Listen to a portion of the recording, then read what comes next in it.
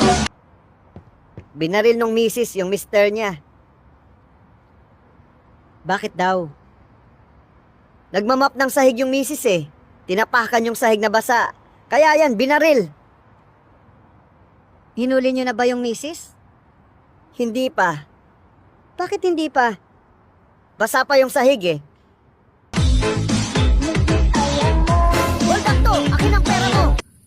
Hindi mo pwedeng gawin sa akin to. Bakit? Hindi mo ba ako kilala?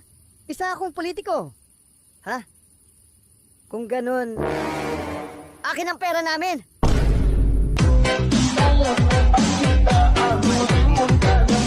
Attorney, gusto ko po sanang palitan ng apelyido ko. Mabaho po kasi. Ano ba apelyido mo?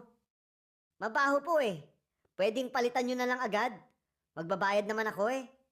Nako! Mahal kapag papalitan natin buong apelyido mo. Mga magkano po ba?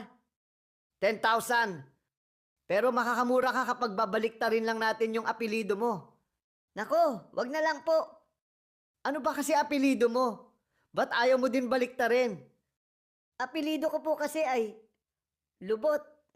Pag binaliktad po natin, lalong babaho.